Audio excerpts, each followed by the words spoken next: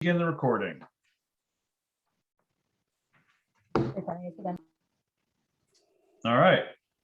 Good evening. I'm now calling the Tuesday, October 19th, regular meeting of the Los Altos Hills County Fire District Board of Commissioners to order. The time is 7:03 p.m. Please note that in support of physical distancing during the local public health emergency, this meeting is being held remotely in accordance with Assembly Bill 361. For subsequent meetings, the Commission will consider whether it will make the required finding to continue remote meetings pursuant to Government Code Section 54953, subsection E, subsection 3. Because we are video conferencing, we will follow a strict protocol for the benefit of the recording. I will indicate when commissioner, staff, presenters, and the public will provide comments. If you have called into the meeting and are not using a webcam, please state your name prior to providing your comment. For the benefit of the recording, please practice considerate video conferencing etiquette by muting your line when you are not speaking and limiting distractive behavior on camera. District Clerk Vargas, please conduct the roll call. Okay. Commissioners, I will be conducting all roll calls this evening in the same order. Please remember the order so that you are prepared to provide your comment or vote. President Warren. Present. Vice President Vaughn. Melvin, you might be on mute. Yeah. That's it. Okay. Commissioner Kearney, Commissioner Sherlock, Commissioner Spreen. Here. Commissioner Tonka. Yeah. And Commissioner Tyson. Here. And we have 5 commissioners present, which is a quorum. And for the benefit of the recording, I will also conduct a presenters, consultant, and staff roll call. Acting Fire Chief Glass. Good evening, President. Strategic Planning Consultant Scott. Here. Emergency Services Manager Gluhan. Here. Integrated Hazardous Fuels Reduction Consultant Barnett. General Manager Logan. Here. Lead Deputy County Counsel Cheladin. Present. CERT Program Analyst Beebe. Present. Fryer and Loretta Consulting Engineer Tarantino. Present. Okay, presenters, consultants, and staff are accounted for. Excellent. All right, so we'll move on to item number 2, which is the President's remark. Good evening, everyone. For this early fall Fire Commission meeting. It actually feels like fall for once out there, so that's quite nice.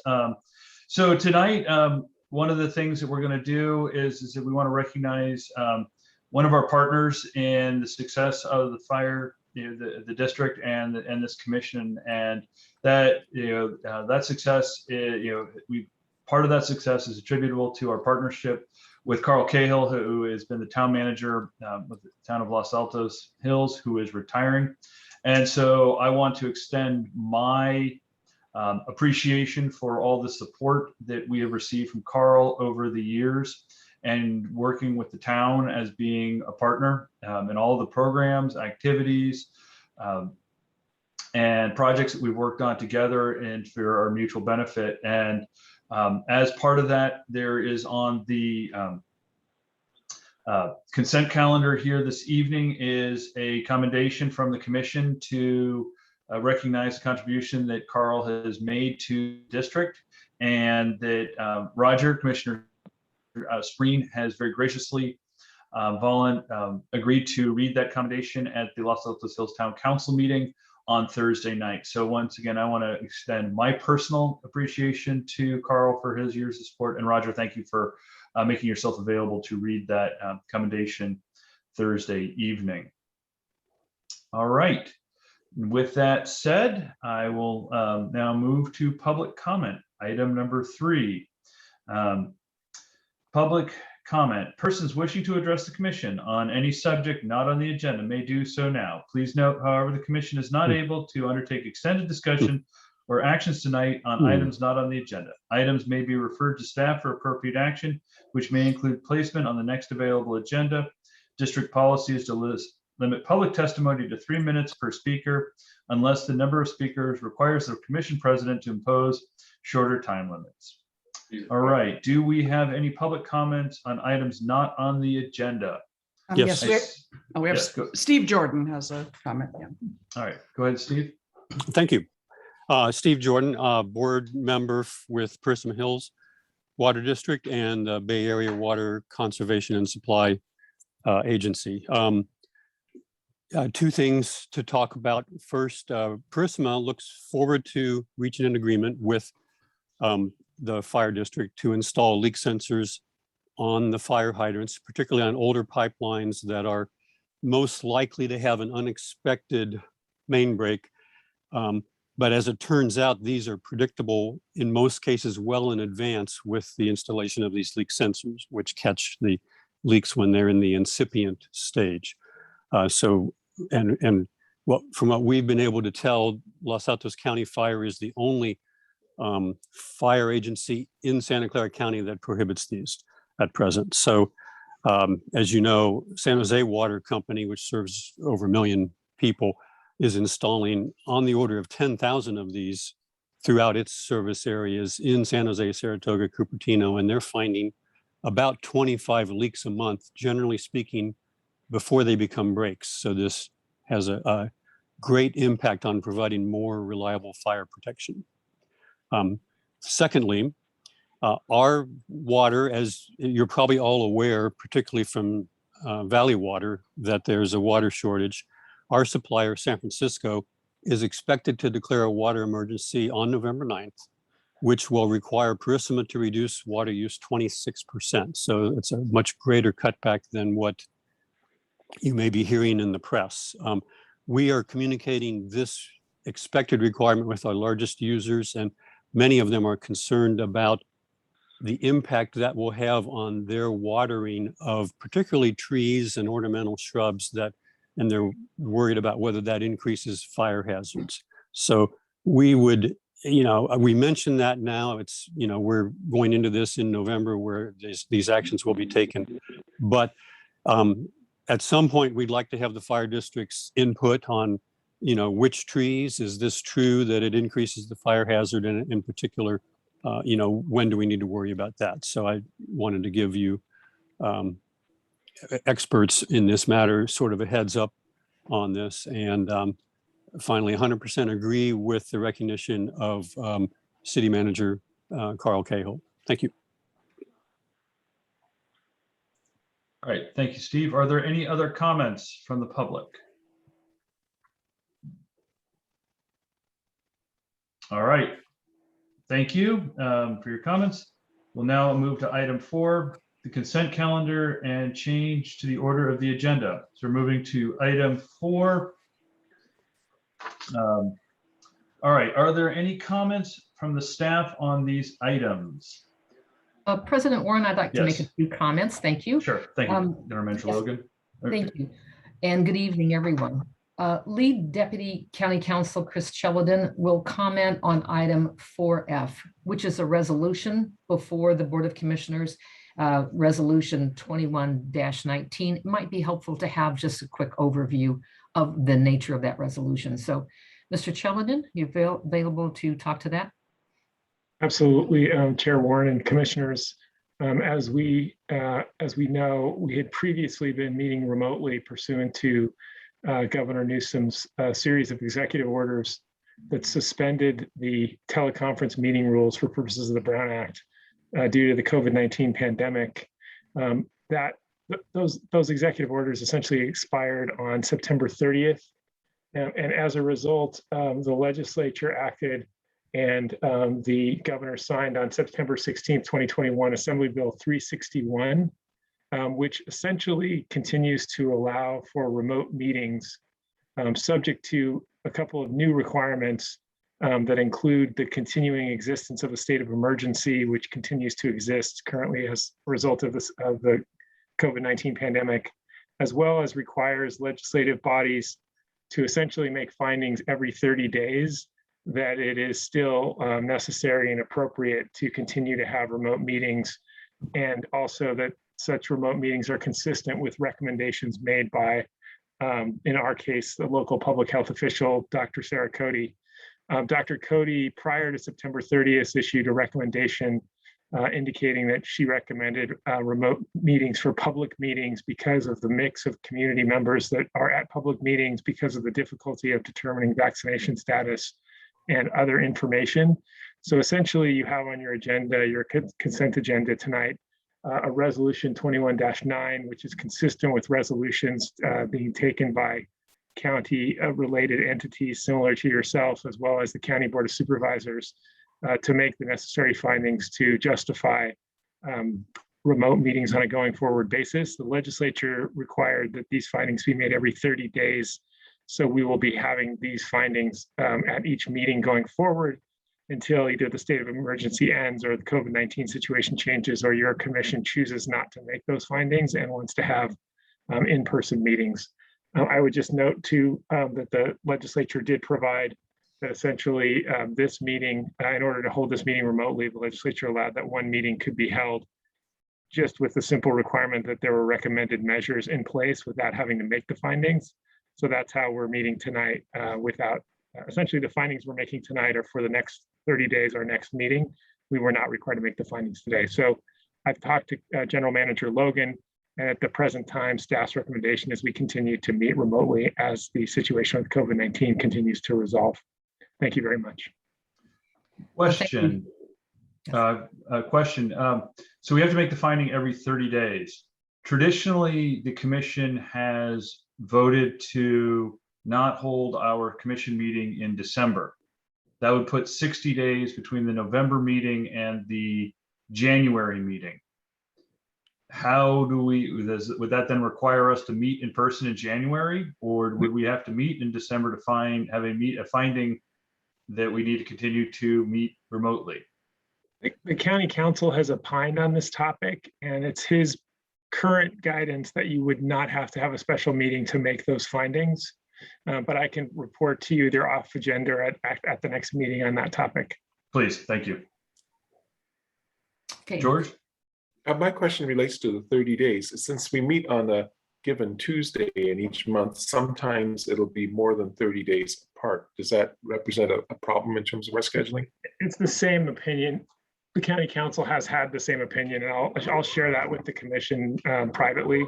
It's the same issue. His view is that his reading of the statute, consistent with everyone, is that we wouldn't have to meet and schedule meetings specifically to deal with the 30-day timeline. But I'd rather advise you off agenda on that topic. And when it comes up, we'll deal with it at that point. Great. Okay. All right. President Warren, I have Yeah. 3 other requests I'd like to make on the consent calendar, if I may. Okay, great, Jay. Just want to make sure everyone understands what we're doing with 4F. Any other questions on 4F? Okay, thank you. Jay, please continue. Yes, thank you so much. I would like to request moving item 8, which is the strategic plan update, to follow item 13, the financial consultant district clerk report. So if we could just make that move on the agenda, I think that would fit the flow of the conversation better. Okay. And then secondly, I would like to delete item 12B, and that item is under personnel, and it's approval of an independent contractor community liaison, and that's on the agenda. I'd like to delete that item at this time. All right. And the third thing I'd like to do is just to call the attention of the commission to the consent item on the minutes, which I believe is 4A. And I would like to advise the commission that we received email comments from Mr. Epstein this afternoon regarding suggested revisions to the September 21st minutes. Commissioners have a copy of Mr. Epstein's email. The minutes are agendized for approval by the commission on the consent calendar tonight under 4A. In light of the timing of the submission of Mr. Epstein's comments today prior to the meeting, staff is not in a position to advise the commission in real time during the meeting or whether the draft minutes should be revised in response to Mr. Epstein's comments. Staff would like the opportunity to provide more detailed, thoughtful response. Recommended opinion would be to continue the minutes until next meeting to enable the staff to address Mr. Epstein's comments, or the commission could choose to evaluate Mr. Epstein's comments tonight, revise the minutes if it deems appropriate with limited input from staff. So those are my comments on that. I think all the commissioners have received that email from Mr. Epstein. And those are the end of my comments on the consent item. Thank you. All right, thank you, General Manager Logan. Mhm. Okay. So to the commission at this point. So we've got a couple recommendations from staff here. Are there any comments? Are there any questions from the commission on the items? Or would any commissioners like to make changes to the consent calendar or order of the agenda?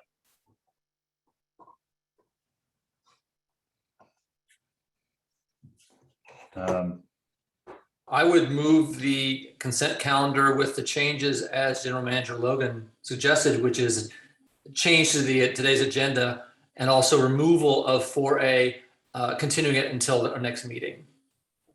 Right. Okay, thank you, Roger. All right, so I now need a motion that is, Roger, did you move or did you? I moved I it. thought Roger moved, and so I was. Okay, so I need a second, please. Tyson will second that. Thank you, George. All right, If I could clarify that we're going to delete item 12B. correct. Yes, as part of the motion, as General. Yes, okay. As my motion included General Manager Logan's 3 modifications to the Okay. evening. Thank you. Very good. Okay, so we have a motion to move item 8, delete 12B, and to continue the minutes 4A until our next commission meeting. All right, the item is now open for discussion. Is there any discussion from the commission? Is there any public comment on this item? All right, hearing none, if there's no further discussion, we will now vote. District Clerk Vargas, please conduct the roll call.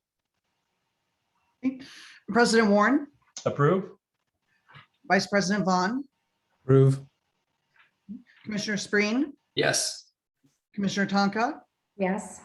Commissioner Tyson. Yes. Okay, and the motion passes 5-0 with 2 absent, and we are moving item 4A to the November meeting. Correct.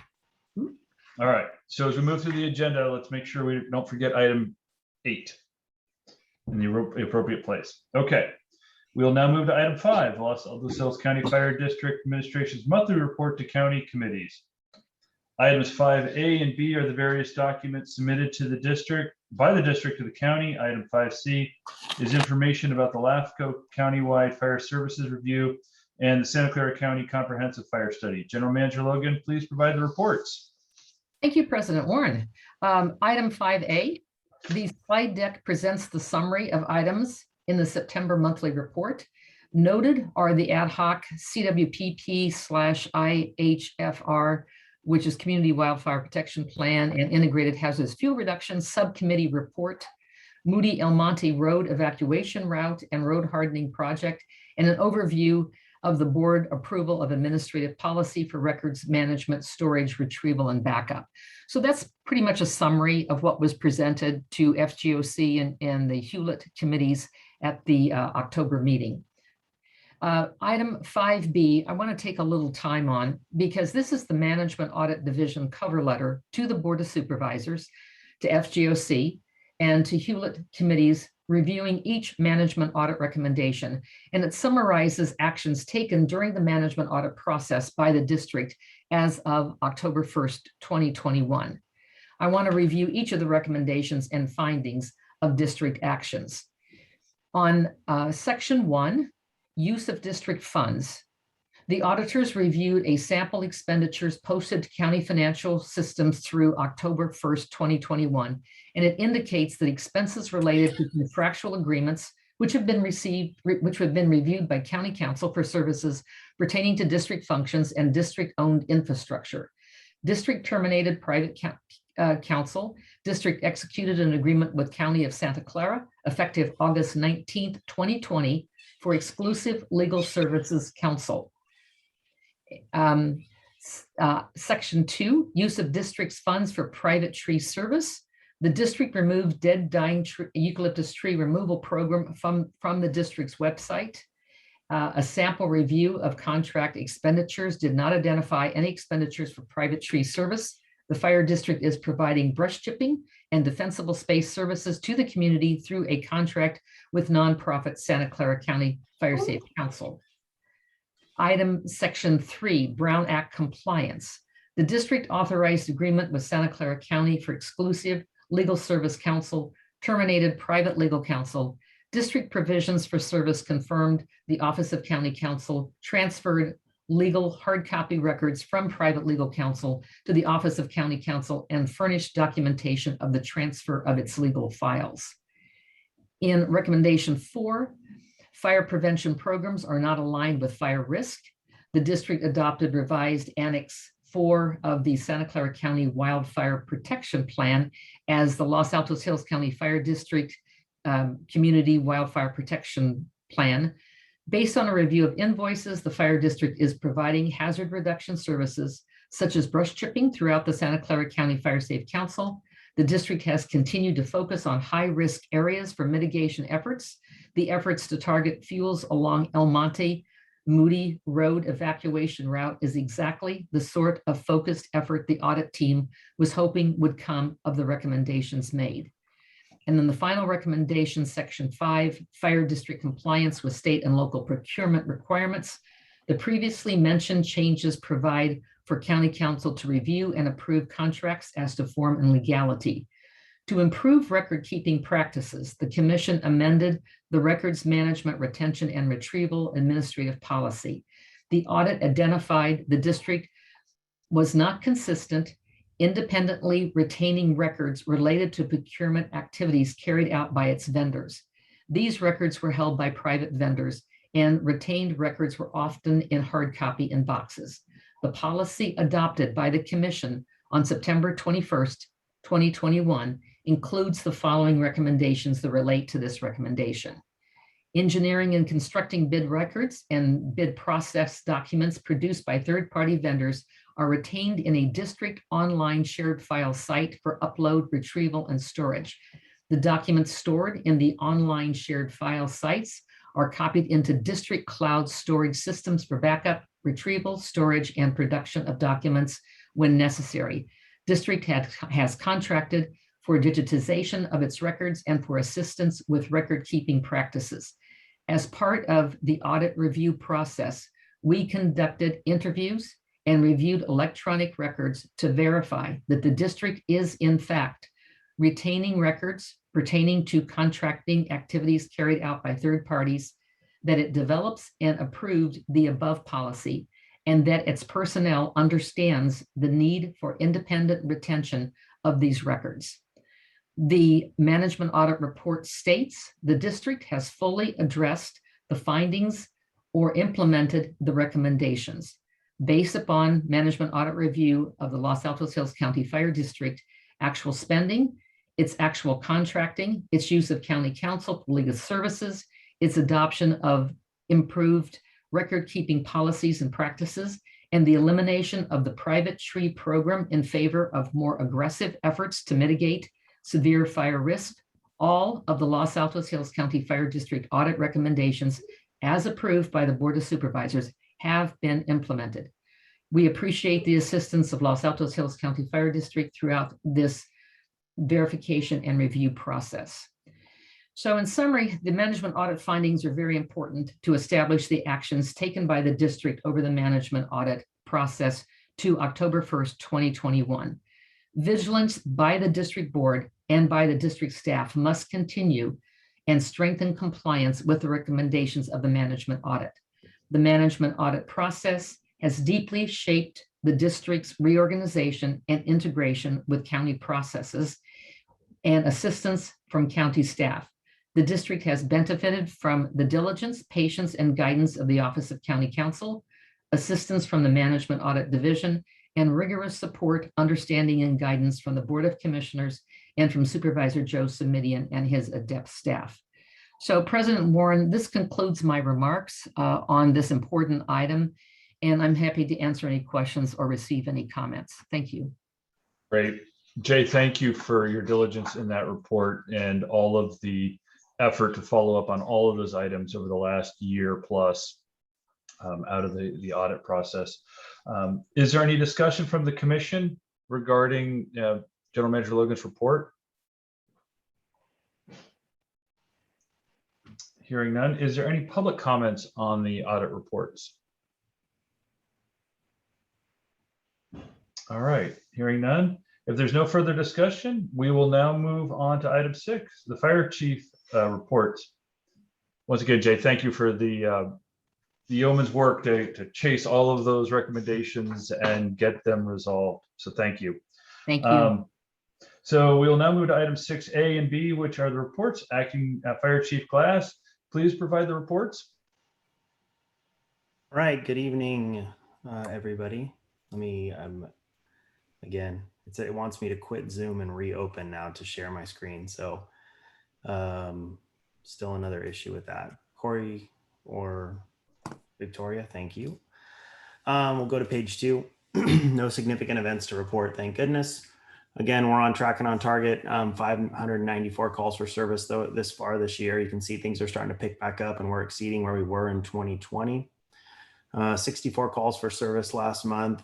Our distribution looks on average about where it is, middle of the day, and about 5 o'clock seem to be our peak time frames. Again, incident count was 36 EMS calls, which is consistent with our 60% EMS model for response within the jurisdiction. We did have a late call for engine 75. A couple of issues here. We had actually 3 calls at the exact same time for service, so we ended up having 75 responding into the district. There was also a new construction and our CAD system did not have the new address updated. So we identified the time and the call that it took to get there. It took us 16 minutes to arrive with the computer, but actually when we went back and we pulled the data, wheel stop was at 8 minutes, still outside of the 7:59 that we shoot for, but the data was not corrected in this call. So the actual arrival time was at 8 minutes, but because we didn't capture it and clean that data and correct it, we printed this number at 14:31. When you average it all together, the grand total was 6 minutes and 4 seconds, still a respectable time. But again, we need to do better when it comes to making sure that those addresses get into our computer-aided dispatch system. Again, it's a problem that we identified and we're working diligently to correct it. Attendees, 423 at 9 different programs. Again, there's an anomaly here where it's picking up too many. I pulled the data. We actually attended 1 community event. It was at Upper Pinewood. It was a fire drill. If we can scroll down to the map that shows the distribution of the calls. Again, no significant incidents to report that met our threshold. And I'm happy to answer any questions or take any comments as it relates to this report. And I have some follow-up information before we move to the Station 8 report. Any questions? Commissioner Tyson. George? It's not a question, just I want to thank you, Chief, for having your crew there at the Art and Wine Festival in Los Altos, which was a very, very well attended event. And I guess later we'll hear about it. Our fire district had a booth around the corner from them as well. So it was just great to see all this public safety out there at a public event like that. Yeah, our pleasure. Really excited to be out there and support the community. Any further questions?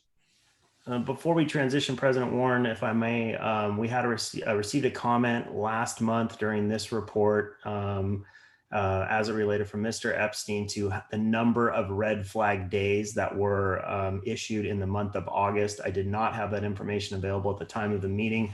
I just wanted to clarify that. I saw it in the notes, which was item 4A, number 7. We had 1 red flag day. It was August 17th. And so that was just a circle back from Mr. Epstein during that month. Great, thank you. Yep. And then we should have the Palo Alto Station 8 data. This is just to reflect the number of calls, total of 10 responses for that unit, 3 of which were canceled en route, 3 of which were EMS related. They did go to 1 alarm activation. Again, you can see that the calls for service were picking up. And again, this tends to be a busier month. This was September. We had the holiday weekend in there. Again, I think this continues to showcase how important staffing Palo Alto Station 8 has been. Again, we are having a difference. Obviously, this month, this was the month that Santa Clara County Fire Department was responsible for coverage. And you can see that we were out in force doing our best for both the citizens of Palo Alto and Los Altos Hills. One thing, while I do have the commission's attention as it relates to Station 8, our contract is set to expire for this fire season coming up at the end of the month. And if it is the will of the commission to staff it through the middle of November, that is in the contract. However, with the early onset rains, my recommendation would be to finish out the month of October and not staff it for November unless we see a peak in fire service. And then I can reach out directly to the general manager and the president of the commission to decide whether to staff it. But that is simply a recommendation, and we'll do what the commission wishes. General Manager Logan, would you follow up with Chief Glass on that item so that we can make a decision here towards the end of the month? Yes. If we need to continue staffing. Will do. Thank you. Okay, with that, end of report, available for questions or comments. Thank you, Chief Glass. Is there any comments or questions from the commission on the 2 fire chief reports? Anything from the public? Hearing none, we'll now move to item 7, General Manager report. Thank you, Chief Glass. You're very welcome. All right, items 7A through 7C are the reports. General Manager Logan, please provide the reports. Yes, thank you. Just I'll screen share here if I can find my report.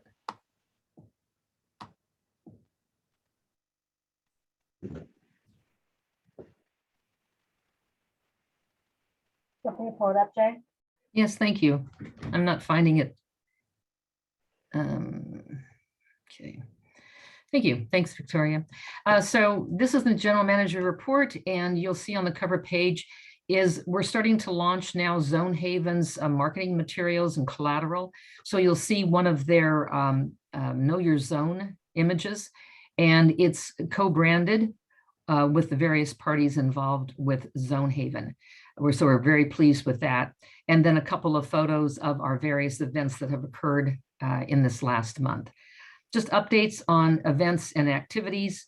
There was a Berkeley Wildfire Symposium. That was symposium number 3. And I think all of the staff at the district attended that virtually.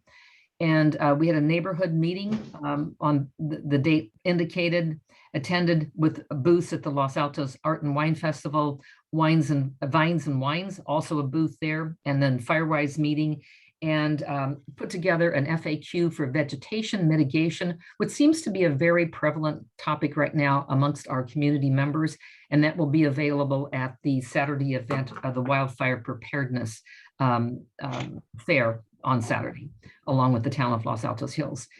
For IT services, we're moving forward with an RFP. And again, thanks to Office of County Counsel and the technology services and solutions staff at the county for helping us with the scope of services, and also with identifying vendors who do this kind of assistance to agencies. So we've identified those vendors, and we'll be sending out an RFP. In the near future. We'll come back to the Board of Commissioners when that is ready to occur, but wanted to give you an update.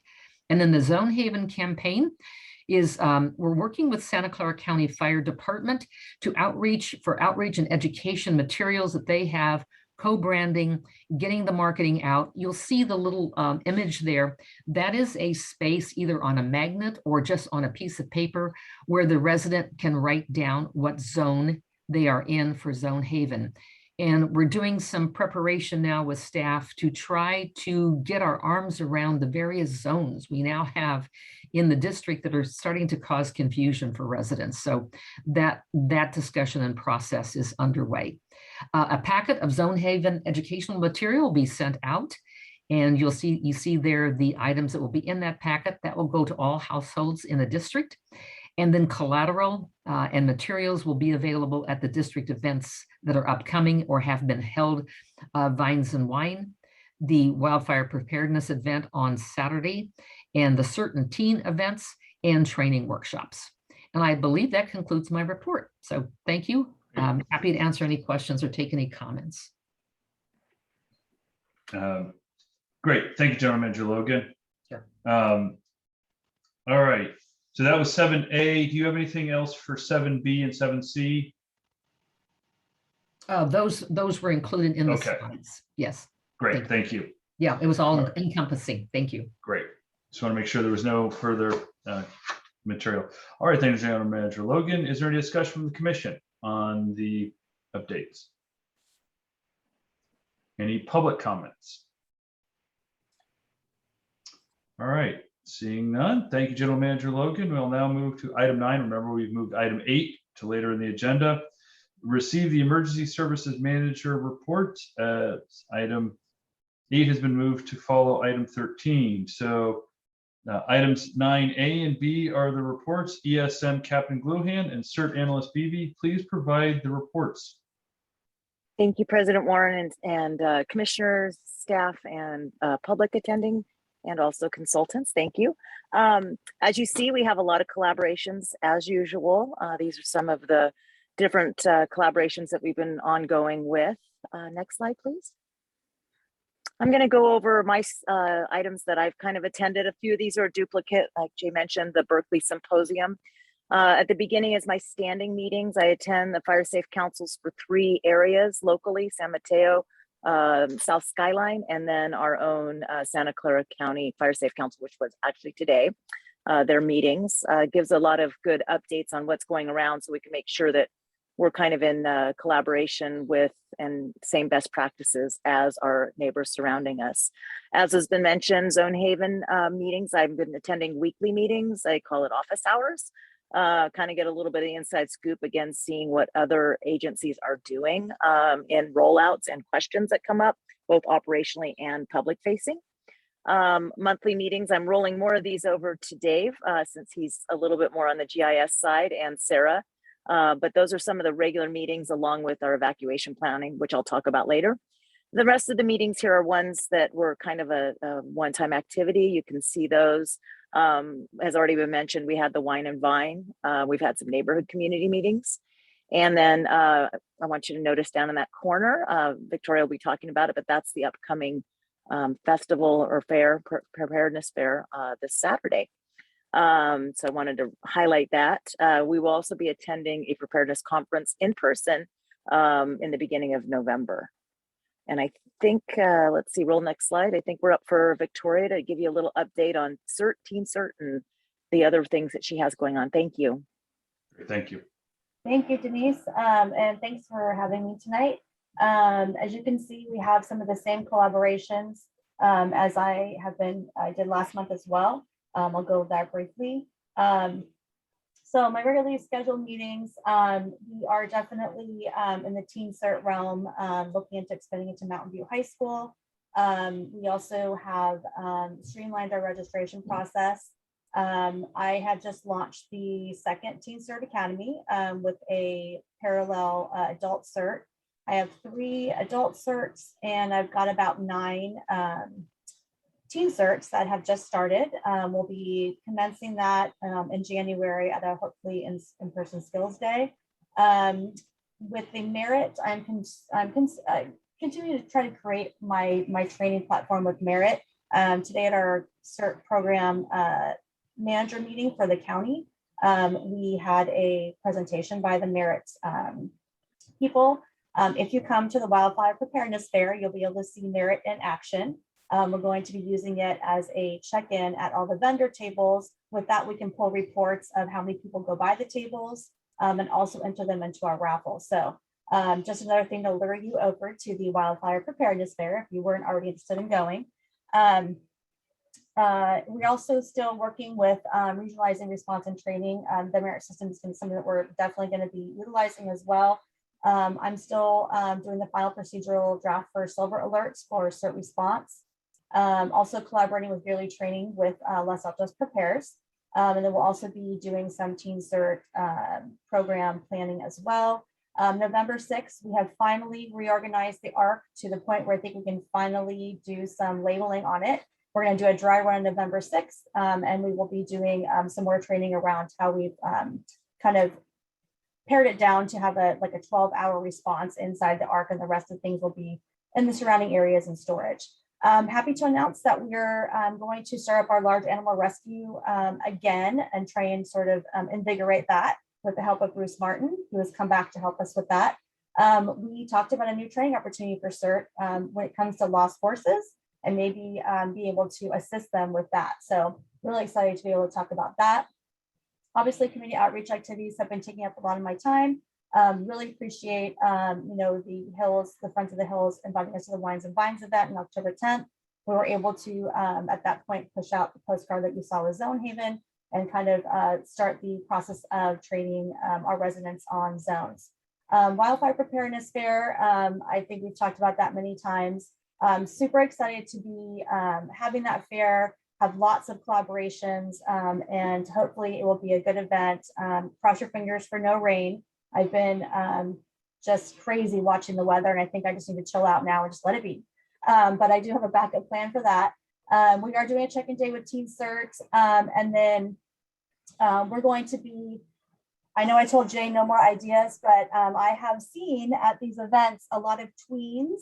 Tweens are between 10 and 13, and a lot of them really want to become Teen Certs. And so I've had a couple say, is there anything you can do for us? So I'm thinking about launching a summer program with the tweens. So stay tuned for that exciting excitement that we have going on there. And that's pretty much it for me.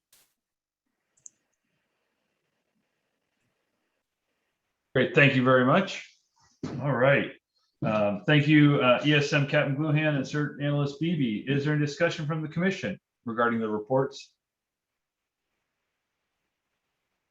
Hearing none. Is there any public comments? All right, seeing none. Thank you very much. We'll now move to item 10. Alan wants a public comment. Oh, Alan, Alan has please. Sorry, I missed you.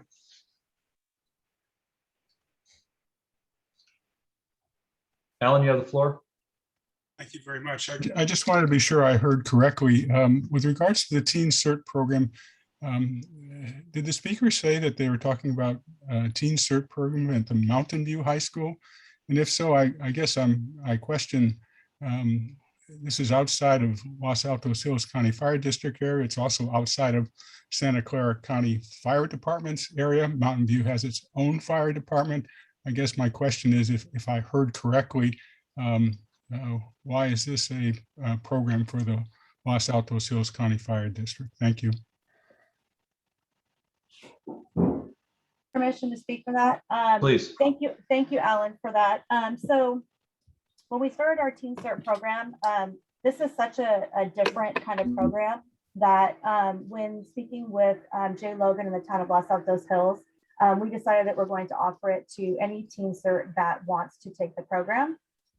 So basically, the district has approved us to not only reach out to teens in our area, but also to start chapters in other high schools and also in other areas of the county. Now to the thought of, a big county program, we'll have to obviously be collaborating with other cities as well. So for now, yes, we have a lot of integration with students that know each other from the high schools. St. Francis has also kind of reached out and wanted to start a program as well.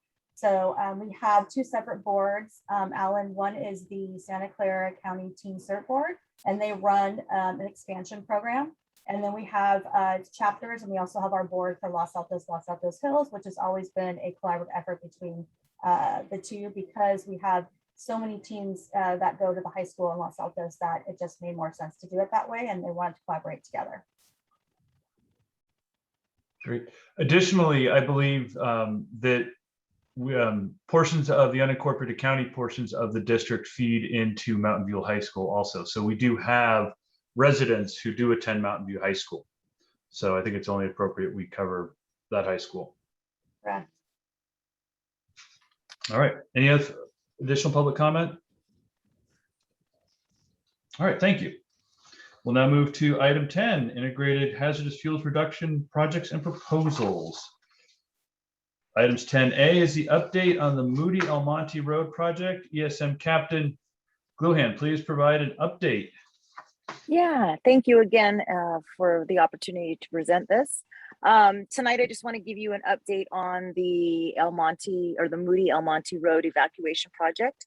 Timeline is moving along. We set a deadline of October 15th, last Friday, to have the requests of entry that are the residential submissions or actually anyone along the route, any parcel along the route that's been identified. We had approximately 120 parcels when we started this project.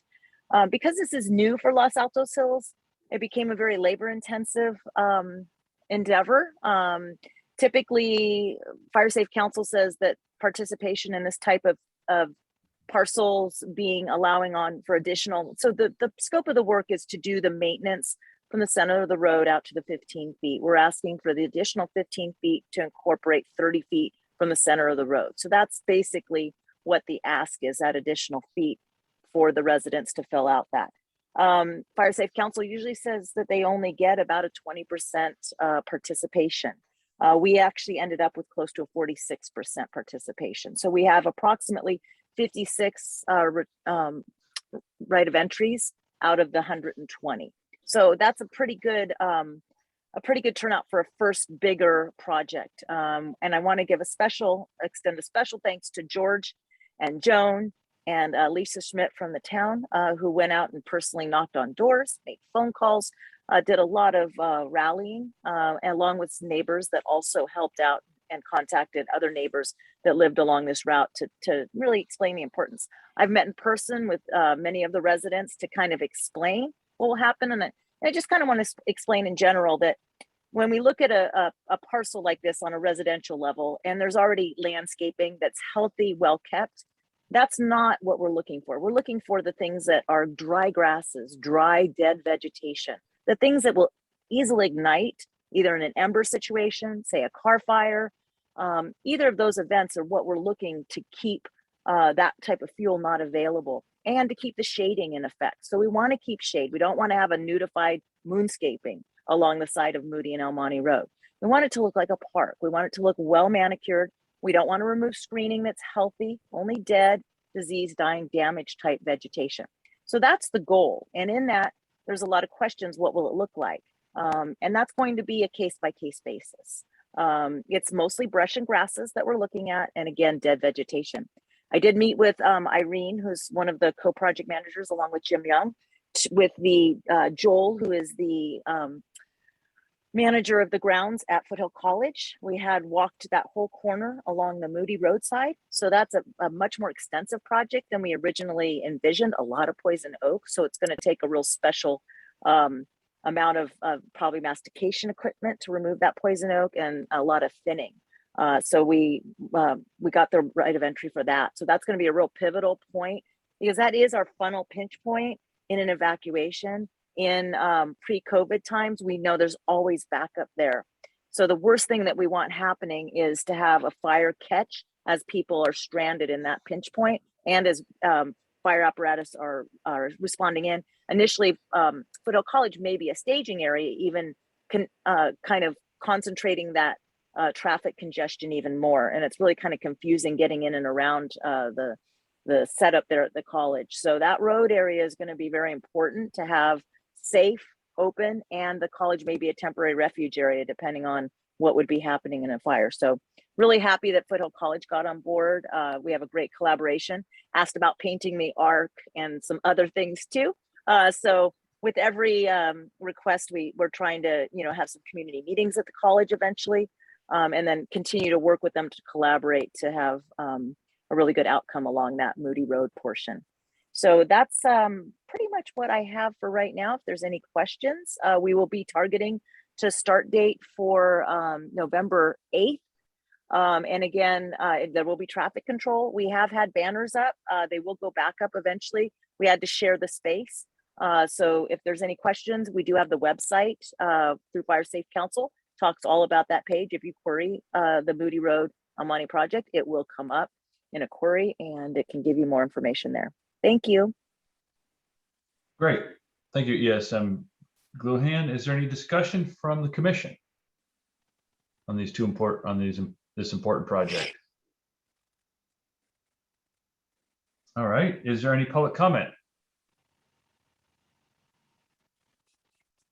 All right. I'm not seeing any. All right.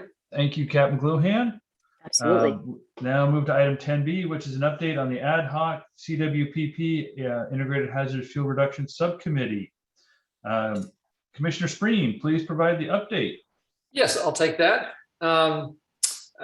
In our our monthly meeting, along with Commissioners Tyson and Kearney, we went over the status updates of all the things you've already heard. I'm not going to repeat those things, but there were 3 items of discussion we just wanted to introduce you to let you know what other sort of larger topics we're taking on at that in this meeting.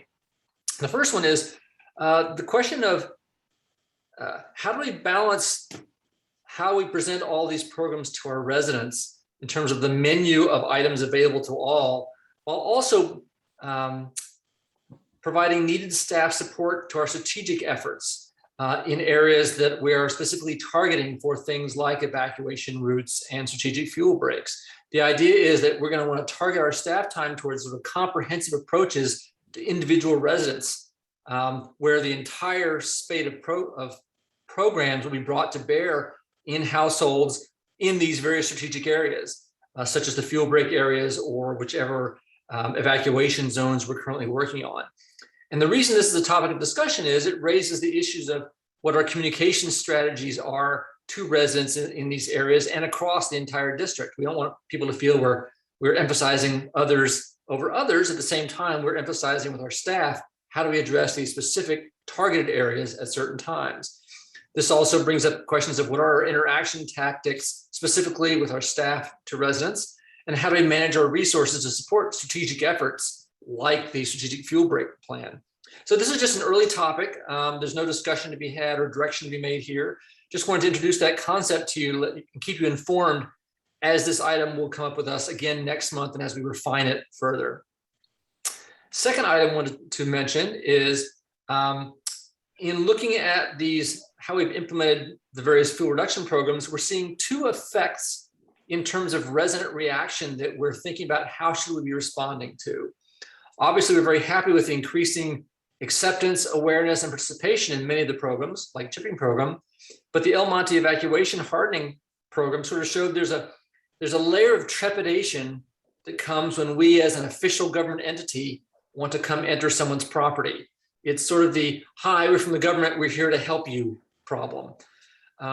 This comes from understandable questions over, what are the limits of the recommendations we're making versus enforcement to rights, and just the questions of what does it mean for them to accept us onto their property.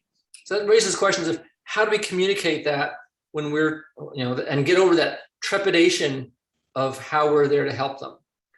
The flip side of that question is what we're also hearing at the town level, and you've heard this at Los Altos Hills town things as well.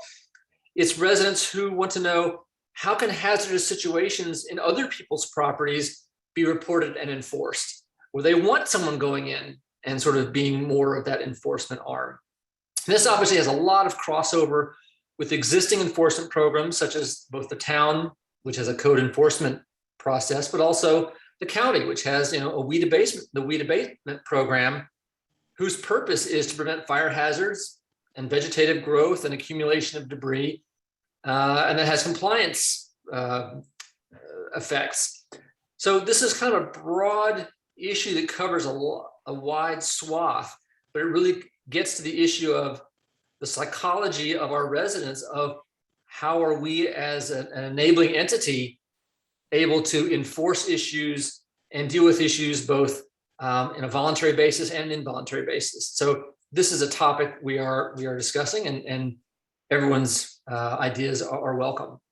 In fact, we'll be talking about it next month as well. And it's really hope that staff is kind of looking at plans to address concerns initiated by residents about specific neighborhood hazards, and they'll be coming back to us at our future meeting. Finally, third item, a key element that's come out of, I'll say, really Dave and Denise's work with the strategic fuel break is in these fuel reduction efforts, where in working with our regional partners like MidPen, there's some key equipment that is really needed to make these efforts most efficient.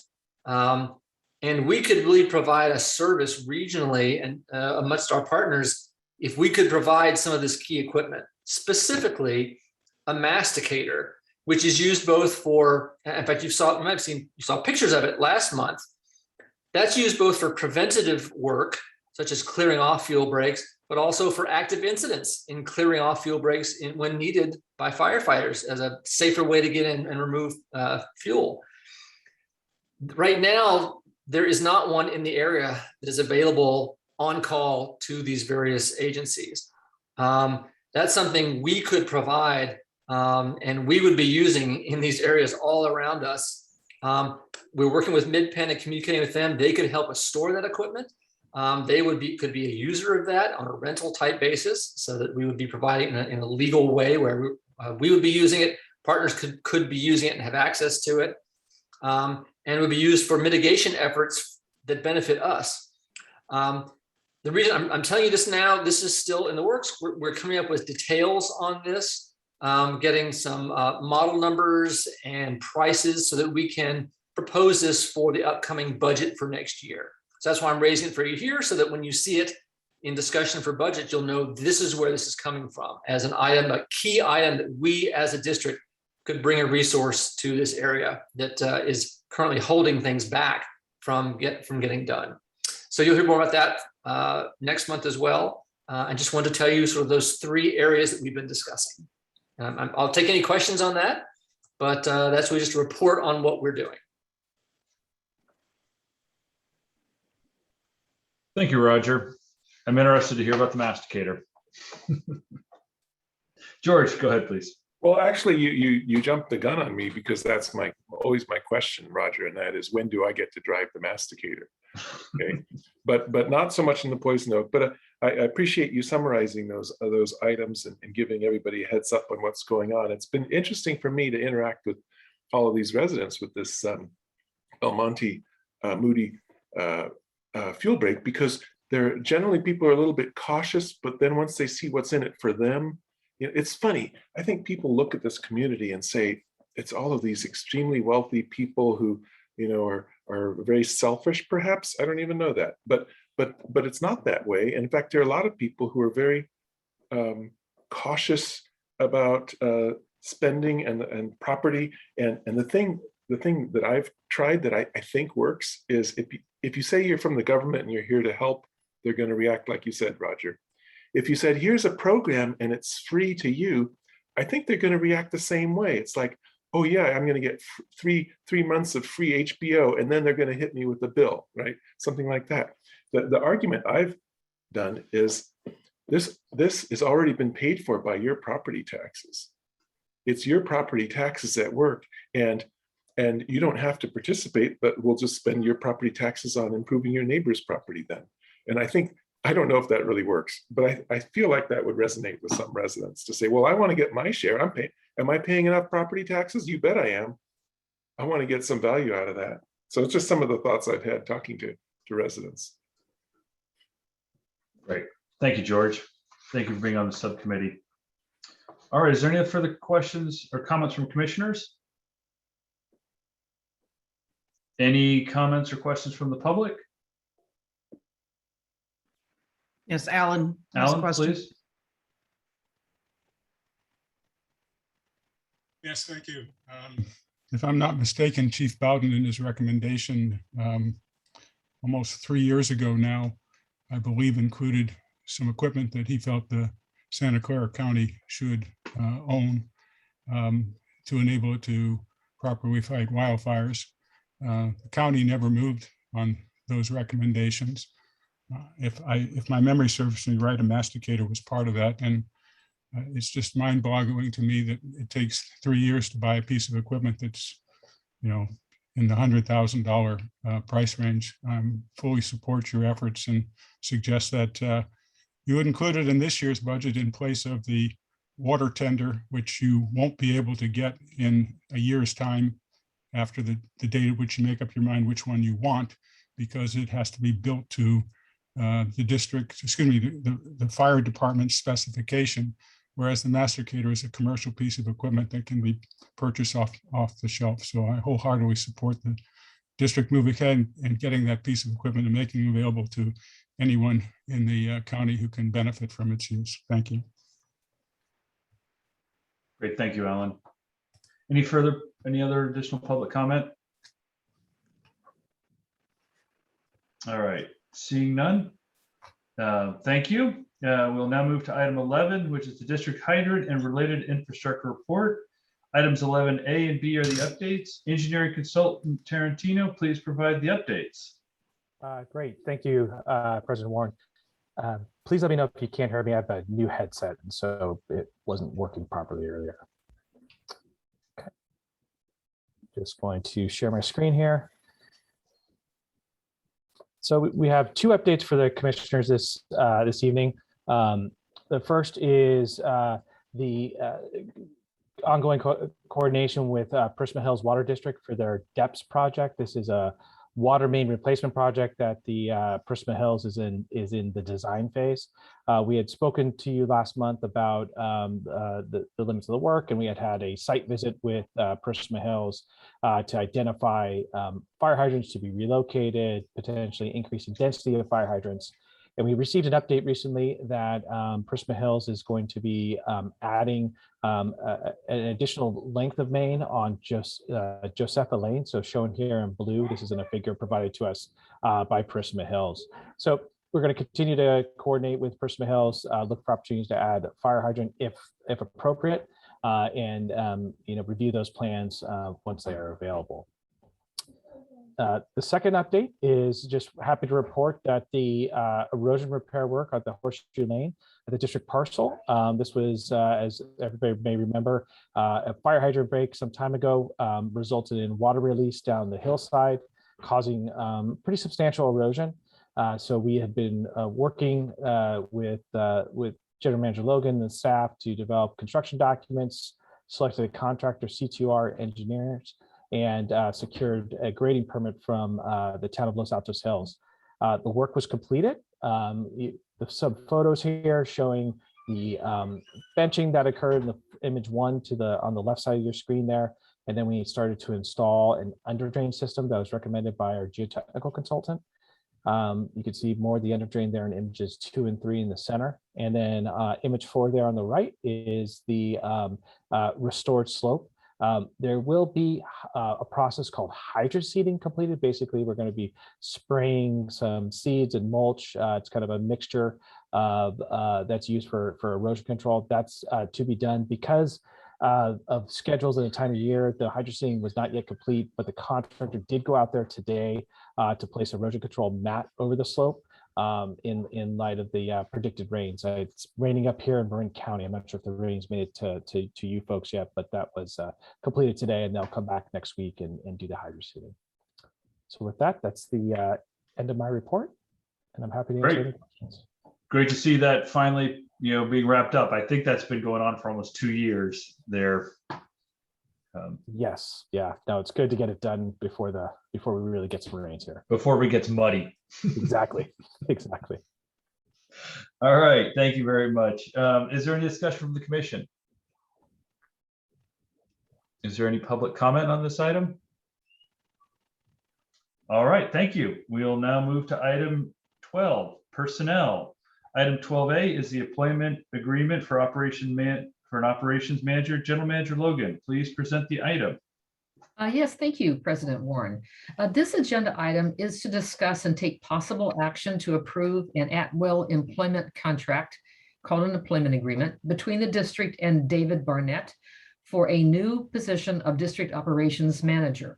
The proposed contract is included in the District Board of Commissioners agenda material for this item.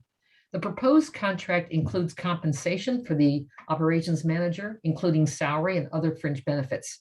California Government Code Section 54953, subsection C, subsection 3, requires the commission to orally report a summary of the proposed compensation before taking final action to adopt that compensation.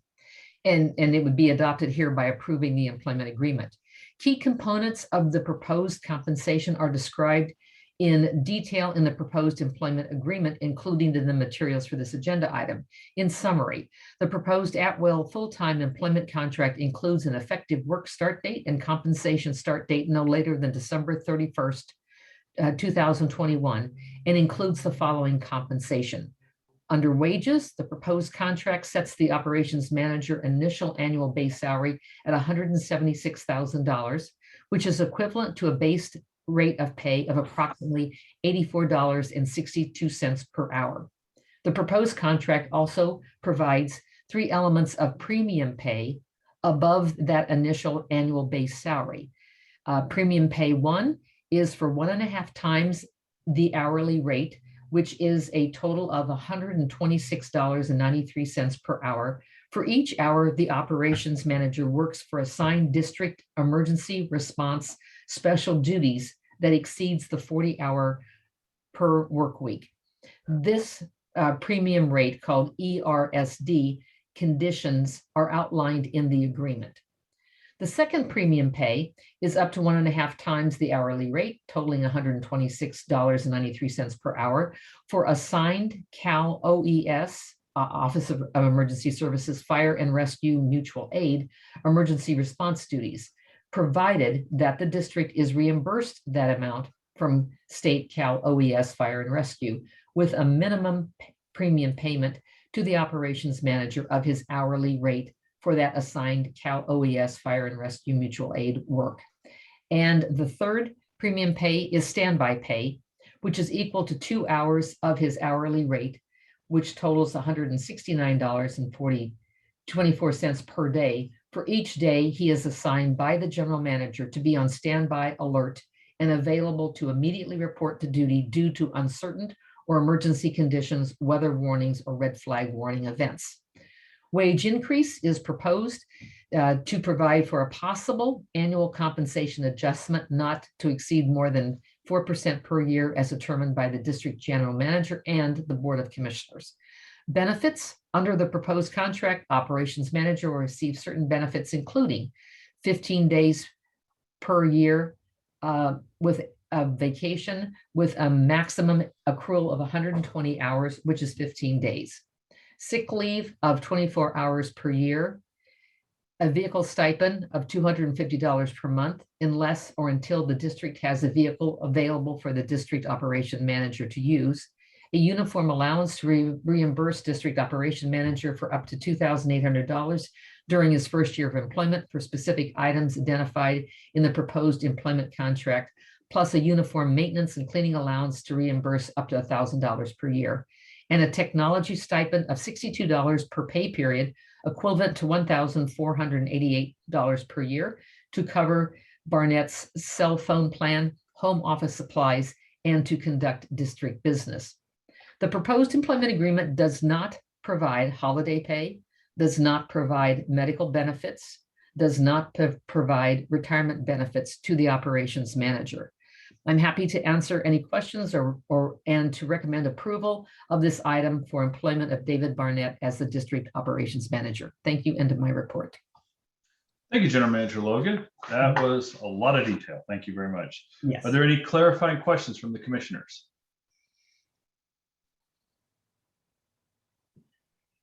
All right.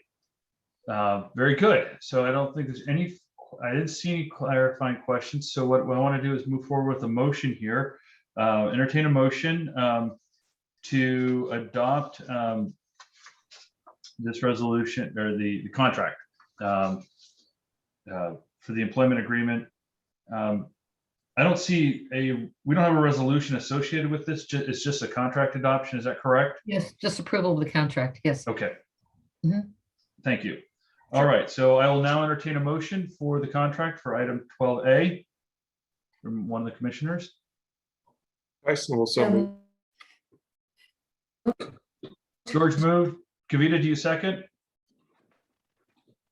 Sure. Thank you. All right.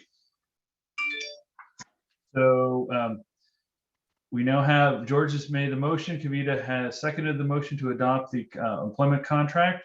The item is now open for discussion. Is there any discussion from the commissioners regarding the employment contract? I'm going to say I'm very excited to have Dave on. An even closer relationship in his short time here. He's made a huge difference and just has increased what this amazing staff has been able to do. So greater things are in front of us. I really appreciate his being here. Great, thank you, Roger. All right, no further commission questions.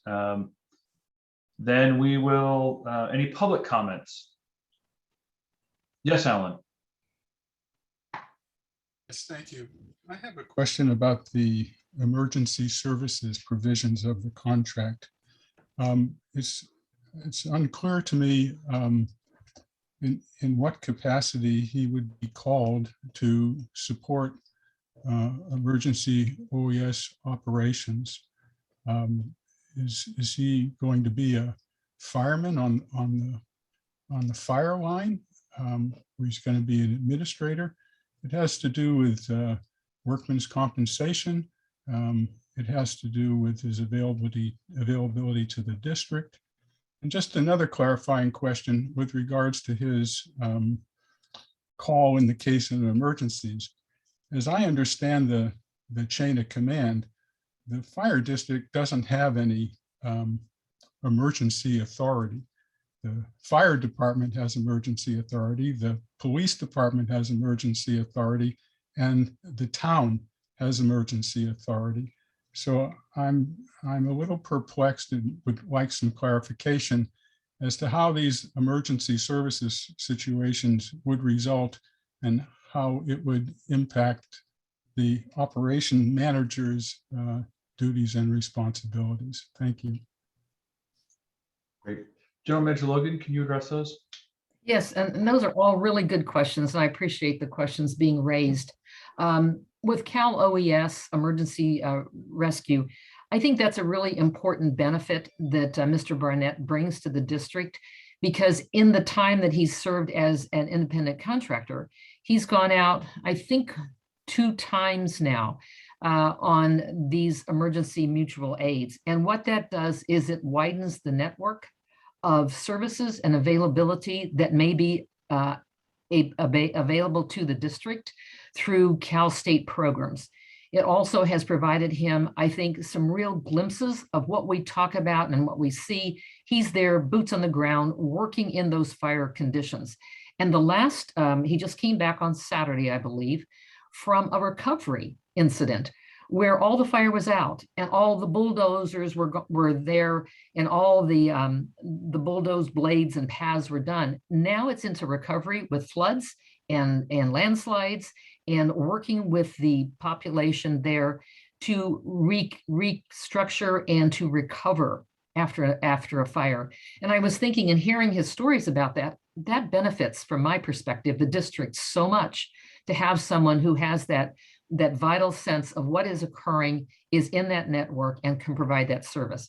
Now, with that said, it is all under the authority of the general manager. So even though Cal OES calls and says we want to deploy Mr. Barnett, it would be up to the general manager to make that determination based upon what was said. And that is what's going on in the district, what's the availability, what's going to be the timeline, the person's going to be gone, when will they be able to return, how far away is it? So all of those factors would be taken into consideration. And if time with the commission or if time with the president of the board. So that's one of the issues. The other is what is the employment duties that involve this emergency response special duty? This would be in the district, and they're listed in the employment agreement.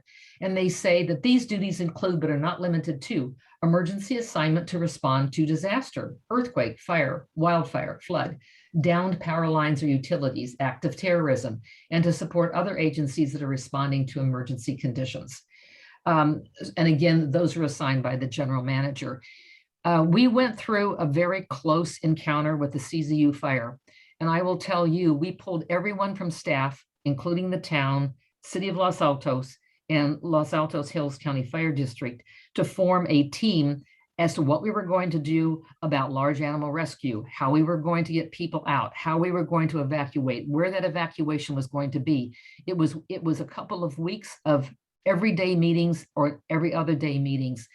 It is not something that somebody's going to come in and take care of for us. We have got to have the resources in this community and in the fire district to be able to respond very quickly and have a very robust team that's trained and ready to go. So as we say, build resiliency, don't wait for somebody else to help you. We're using that same motto for us as a commission and as a staff. We have got to have resiliency. We've got to have the talent. We have it. I'm very proud of it. And Dave Barnett's just going to be another factor in that. So with that, response. Mr. Barnett, you're there. Can you talk to us about how you see these duties for you? Well, first off, I'm honored to even be considered by the commission to work with the staff. It's been an honor since June and a joy, really, to learn about the district and the residents. So as the employment agreement states, there are normal duties of operations manager. And in the case of a disaster, in the fire service world, or really an emergency service, there's overhead positions. I don't plan on ever entering a burning building again. County Fire does a fantastic job of that, and they will continue to do that.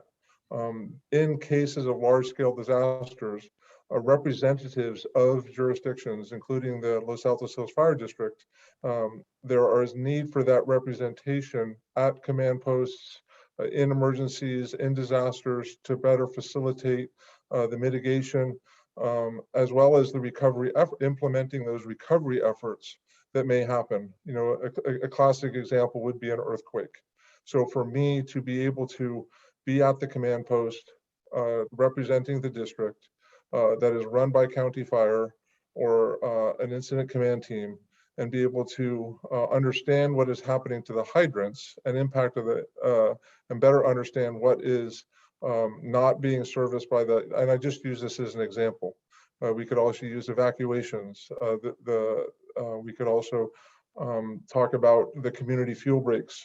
The work that we're doing on the Los Altos Hills strategic fuel break, and the district staff's knowledge of that when there is a fire, we can't be guaranteed that the local battalion chiefs will be at the command post first. So in cases of large scale disasters, it's always beneficial to have the local jurisdiction there with the resources, not to provide the rescue and the fire response, to provide those resources as as overhead and liaison between that command post, between the and the EOC. And so in that case, if General Manager Logan wishes to activate myself or Denise or Victoria for those emergency services, that is the role that I would be in. And the incident command structure, or the National Incident Management System that the nation has adopted, has a number of positions that are defined that are not necessarily frontline, that enable the frontline responders to actually function effectively, efficiently, and safely. So, and then if the state mutual aid system needs me to do that same work outside the district, and then General Manager Logan can approve that, and I would be doing the same thing locally, regionally, or statewide, or potentially nationally. And I think the experience that I've gained in that mutual aid system is something that I look forward to and am currently bringing back to the district. And I look forward to continue that. Great. Thank you. Any further public comments or questions? All right, seeing none, I think it's time for a vote. All right, so we'll vote now. District Clerk Vargas, please conduct a roll call vote on adoption of the employment agreement. Yeah, President Warren, Yes. Vice President Vaughn, Yes. Commissioner Spreen, Yes.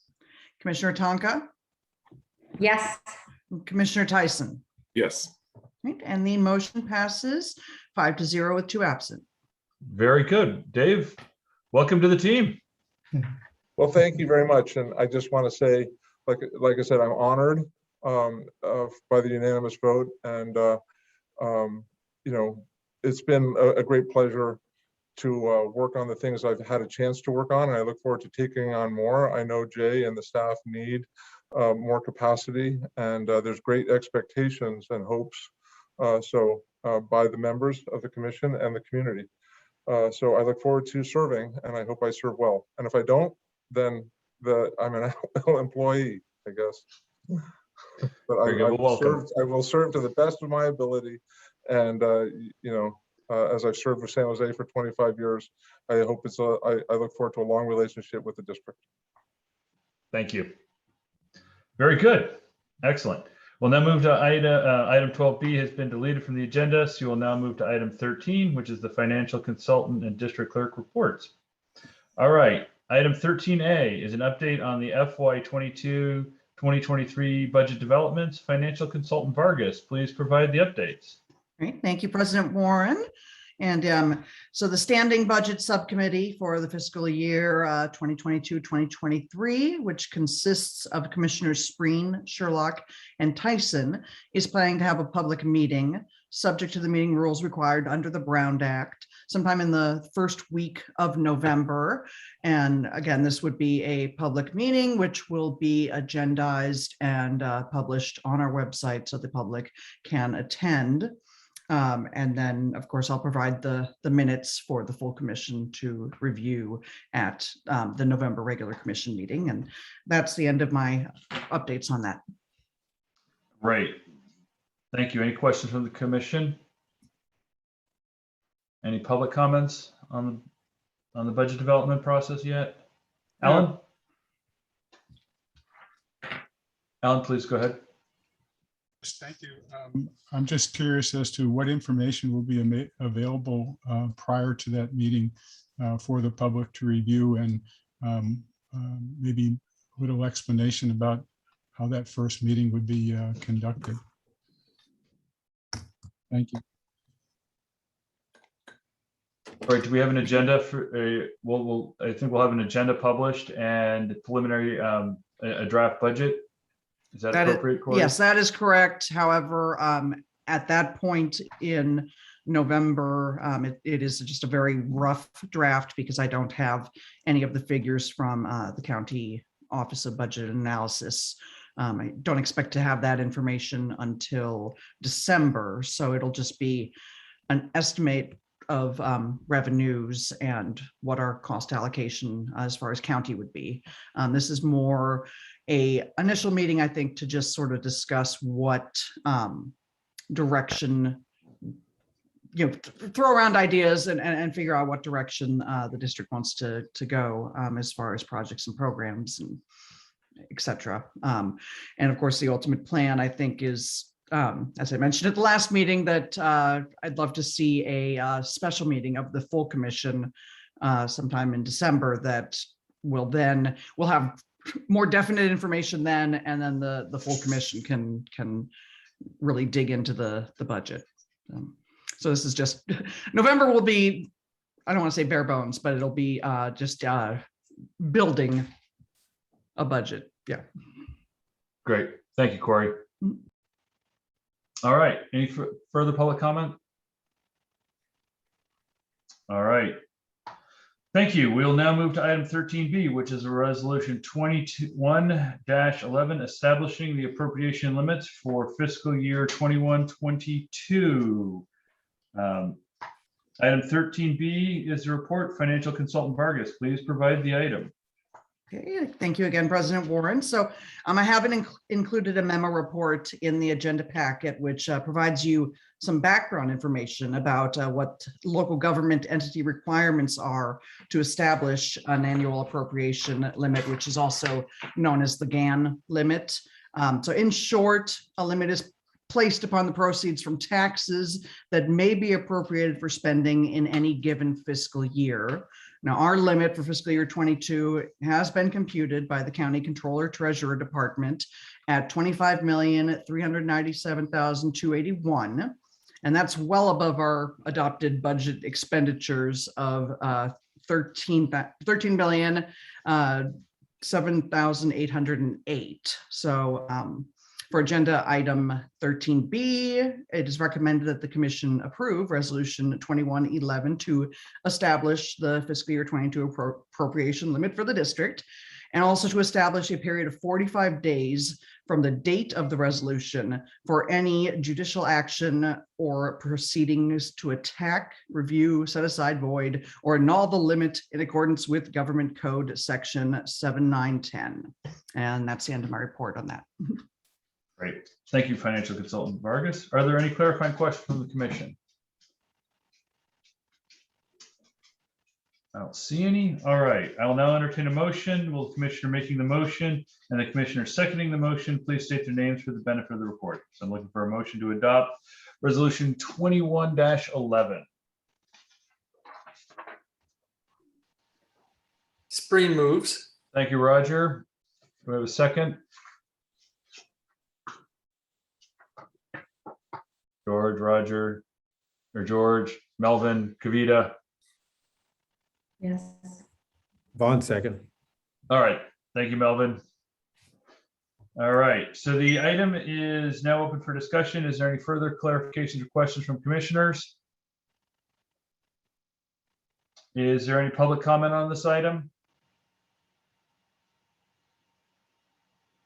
All right, hearing none. If there's no further discussion, we'll now move to, we'll now vote. District Clerk Vargas, please conduct a roll call vote for adoption of 21-11. President Warren, Yes. Vice President Vaughn, Yes. Commissioner Spreen, Yes. Commissioner Tonka, Yes. and Commissioner Tyson. Yes. Okay, and the motion passes 5-0 with 2 absent. Right.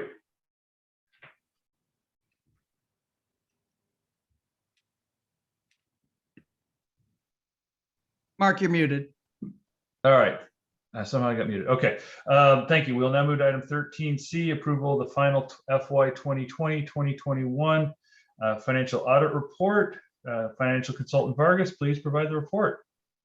Okay, well, again, the final version of the financial audit report for fiscal year 21 is included in the agenda packet, and we had made the 2 revisions that had been approved by the commission from the draft version at last meeting. So now just what I'm looking for now is for the commission to approve the final fiscal year 21 financial audit report.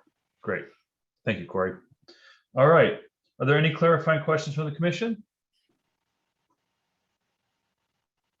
All right, seeing none. All right, I'll now entertain a motion. Will the commissioner making the motion, the commissioner seconding the motion, please state their names for the benefit of the recording. Vaughn, So so moved. All right. I think Melvin moved to adopt, and Kavita, did you second? Thank you. Yes. Thank you. All right, the item is now open for discussion from the commission. Is there any further comments from the commissioners? All right. Hearing none, is there any public comment on this item? All right, hearing none, we'll now move to vote. District Clerk Vargas, please conduct a roll call vote. President Warren, Yes. Vice President Vaughn, yes. Commissioner Spreen, Yes. Commissioner Tonka, Yes. and Commissioner Tyson. Yes. Okay, and the motion passes 5-0 with 2 absent. Great, thank you. We will now move to item 8, which is the strategic plan update. Consultant Scott, please present the item. Thank you, President Warren. Hello, commissioners and staff and the public. I'm going to start tonight with a pop quiz, and it's only one question. And the question is, where were you 30 years ago today? That was Saturday, October 19th, 1991. Many of you may remember the Oakland Hills firestorm. That was 30 years ago today. Oakland Fire Chief Freeman was speaking earlier today about that terrible fire and stated it is critical to focus on prevention and the importance of defensible space. And that gets right at the heart of the district's mission. And so I'm going to speak briefly tonight about the strategic plan, but also do a little bit of show and tell. And so what I thought is, I don't know how often folks get on the website, but let me share my screen here. And we are fortunate. We've had a really excellent foundation for our website, overseen by Commissioner Spreen. And other work has been done recently to build on that website and streamline it. and add some more information. So I thought I would just show you very quickly for folks who haven't been on here that the website has a banner of an upcoming event. Right now, we're preparing for the Wildfire Preparedness Fair. Prior to this banner, there were announcements about the red flag warnings. And so we also have a button right here where you can click on video information that the district is producing, which is really excellent. For example, the latest mission moment is listed there. One of our most popular sources for information is the brush chipping program, which can be accessed here. And then you'll note on the side are some social media buttons, and I'm going to click right here on the SCC alert and make a quick plug. Anybody on the call who is not signed up for the Santa Clara County alert, you can do it very quickly right here by pushing on this button. And later this week, I think on Thursday, is the Great Shakeout drill. That is an education program about earthquake preparedness. And I know we talk a lot about fire, but it is also important to make sure we're prepared for whatever may come our way. And so let me move out of here. And really, my main point is to show you over here on the governance button that the strategic plan is on the website. It actually has been here for a while, and we thought the best way to let you know that is to show you. Sorry, let me scroll down. And so I'm just going to give you a real quick tour of the district strategic plan. And I think I've made this too big. Hold on, sorry. I have put it under the microscope. Let me get it down to the right size. Okay, so this is the district strategic plan that was approved last January, and it reads like a magazine.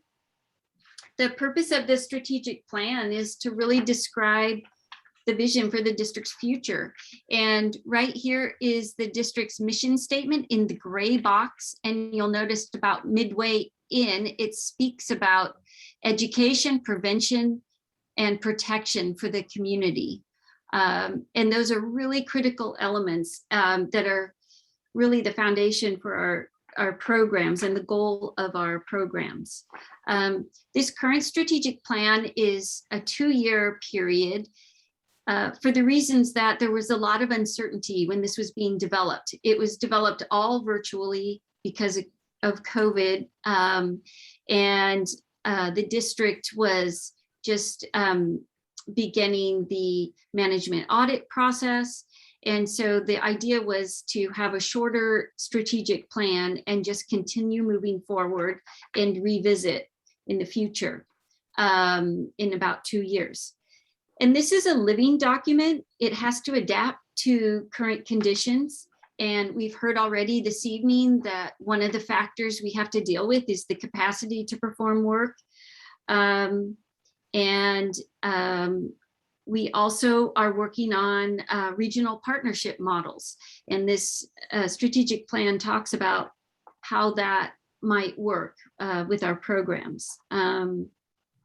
So let me just move through briefly. Whoops.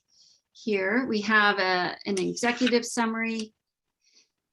And then we talk a little bit about the organization, accomplishments, and we provide other relevant information. And then we get to the 6 goals that are in the strategic plan. And just very briefly, I will touch on each of them and remind everybody on the call that we have aligned commissioners with the goals. And goal 1 is in the purview of Commissioner Tyson. And one of the important elements of this goal is getting resources and references. And specifically, we are seeking FRAP MATS, and that's FRAP with a P as in pineapple.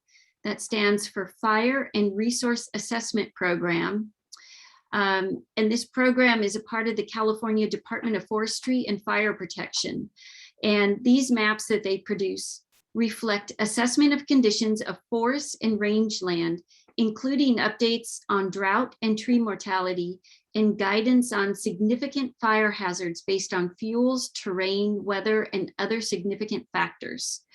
And we are currently looking for some help with fire modeling to inform our programs with more technical data and information. And so that is one of the key focuses for Goal 1.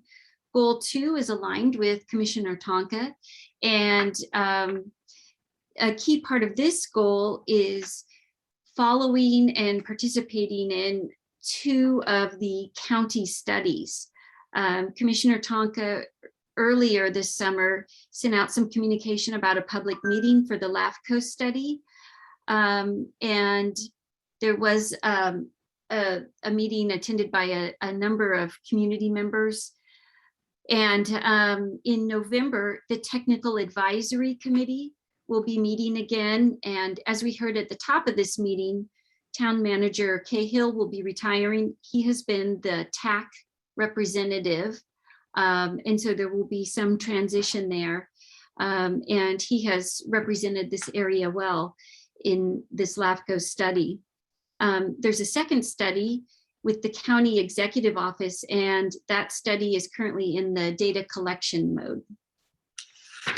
On to Goal 3, which is the Integrated Hazardous Fuel Reduction Programs, and that's aligned with Commissioner Kearney. This is really focused on the high-risk areas and looking at our current programs such as chipping and thinking about how we can prioritize some of the higher risk areas. We're looking at that strategic fuel break that runs along the district and looking at how our programs can support and complement that effort as well. And then moving on to goal number 4 is about infrastructure, specifically hydrants and water systems. And the district is moving forward with a systemic approach to issues and how to address common issues such as hydrant strikes, as you can see in the picture here, as well as the development of policies and procedures. On to goal number 5. A key part of this goal is about communication. And a lot of work has been led by Commissioner Sherlock on this goal, with staff working on the website, working on communications to residents through videos, through mission moments, through mailers. Also, you can see pictures of the search groups. Those are really moving ahead, as we've heard earlier in this meeting as well. And on to goal number 6, which is aligned with Commissioner Spring. Key focus here is on the budget process, and there will be an opportunity for all of the commissioners to engage a little earlier in the budget process this fall, as well as a focus on organizational sustainability. And we also heard about an upcoming equipment purchase, and that will be affiliated with this goal as well.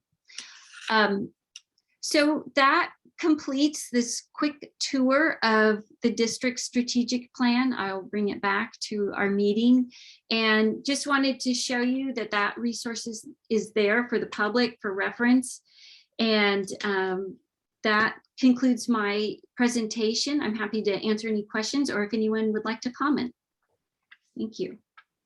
Great, thanks, Marcy. I think it's great having it on the website, and it articulates, our plan and drives our actions and what each of the commissioners is responsible for and driving. So I think that's great. Jay, anything to add to that section? No, I just think this is a really great time to do this review. We're coming to the end of a calendar year, and I see this fourth quarter as a time to assess and then the first quarter in 2022 as a time to really get ahead of the curve and prepare our programs, have our budget aligned, have our strategic goals, have our mission statements, those 3 pillars of the district with the CWPP, and then strike out in the spring of 22 ahead of the curve, above the wave, and making some progress for our community and our residents. And just key to the whole thing has been the strategic plan. The first strategic plan, 2015 to 2020, similarly was so helpful. Now it's completely evolved into this 2-year, I think, very operationally driven strategic plan. And I just compliment MRG and Marcy Scott and all of the commissioners for embracing it, getting on board, and providing the leadership. Denise and I and Victoria, I think, were on a call this afternoon with another agency, and they're modeling. I heard when they were talking about their strategic plan, they're now aligning their personnel and their commissioners, their board of directors with each strategic plan. And I thought, okay, I think we set the tone for that. So it's pleasant to see how other agencies' strategic plans are coming, and I think we are a tone setter there. So thank you, Marcy. It's just an excellent magazine. I really enjoyed looking at it on the website, and I hope our public will really take advantage of learning more. Thank you. Great, thank you. All right, any commissioner questions regarding the strategic plan? All right, public comment. Steve? Yes, thank you. Steve Jordan again from Prisma. I have, regarding the reference to the Oakland Hills fire, we have, as a water district, looked at that, and one of the things that happened, as I'm sure many of the people in the profession remember, is they ran out of water.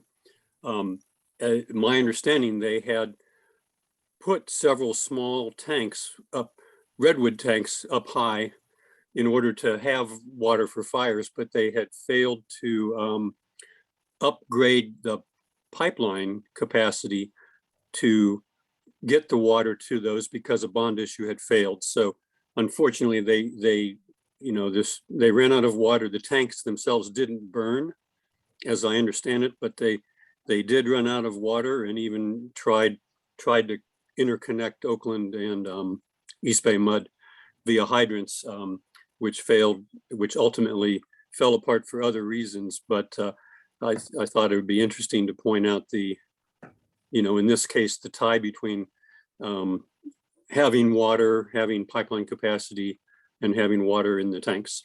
Thanks. Thank you, Steve. Any additional public comment?